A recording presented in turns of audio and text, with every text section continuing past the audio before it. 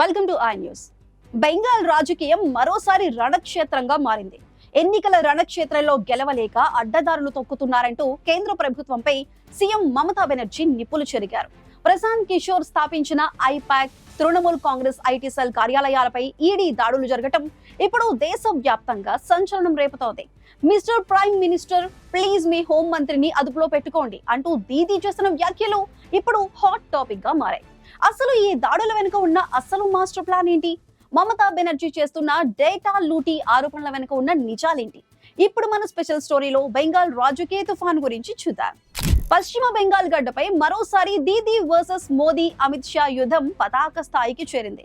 Trinamool Congress party ఎన్నికల వ్యూహాలను రూపొందించే ఐపాక్ కార్యాలయాలపై ఎన్ఫోర్స్మెంట్ డైరెక్టరేట్ ఈడీ మెరుపు దాడులు నిర్వహించడం బెంగాల్ రాజకీయాల్లో ప్రకంపనలు సృష్టిస్తోంది. ఈ దాడులను తీవ్రంగా ఖండించిన మమతా బెనర్జీ బీజేపీపై యుద్ధం ప్రకటించారు. మీరు మమ్మల్ని రాజకీయంగా ఎదుర్కోలేక ఏజెన్సీలను అడ్డుపెట్టుకుని మా వ్యూహాలను దొంగిలిస్తున్నారు అని ఆమె నేరుగా ప్రధాని మోదీకి ఫిర్యాదు చేశారు. మమతా బెనర్జీ ఆరోపణలు అత్యంత సంచలనంగా ఉన్నాయి. ఈడీ అధికారులు తమ ఐటీ కార్యాలయాల్లోకి చొరబడి హార్డ్ డిస్క్లు, ల్యాప్టాప్ల నుంచి కీలకమైన డేటాను సేకరించారని ఆమె ఆరోపించారు. పార్టీ అభ్యర్థుల జాబితా, బూత్ స్థాయి కార్యకర్తల వివరాలు, రాబోయే ఎన్నికల కోసం తాము సిద్ధం చేసుకున్న రహస్య వ్యూహాలను బీజేపీ లూటీ చేస్తోందని ఆమె మండిపడ్డారు. వారు మా పేపర్లు లూటీ చేస్తున్నారు, మా డేటా లూటీ చేస్తున్నారు, చివరకు మా బెంగాల్ ను కూడా లూటీ చేయాలని చూస్తున్నారు అంటూ దీదీ ఆవేదన వ్యక్తం చేశారు. కేవలం ఐటీ కార్యాలయాలపై దాడులే కాకుండా ఎన్నికల కమిషన్ పనితీరుపై కూడా మమత విరుచుకుపడ్డారు.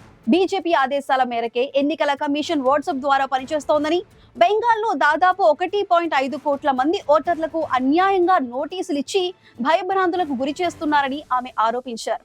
ఈ రాజకీయ వేధింపులు తట్టుకోలేక ఇప్పటికే 72 మంది ఆత్మహత్యలు చేసుకోవటమో లేదా గుండెపోటుతో చనిపోవటమో జరిగిందని ఆమె సంచలన గణాంకాలను బయటపెట్టారు.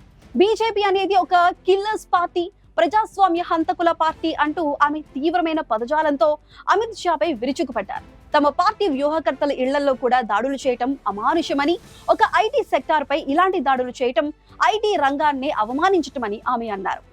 ఏది ఏమైనా ఈ దాడుల వల్ల బీజేపీకి వచ్చే ప్రయోజనం ఏమీ ఉండదని, రాబోయే ఎన్నికల్లో బీజేపీ బెంగాల్లో 0 సీట్లకే పరిమితం అవుతుందని ఆమె జోస్యం చెప్పారు.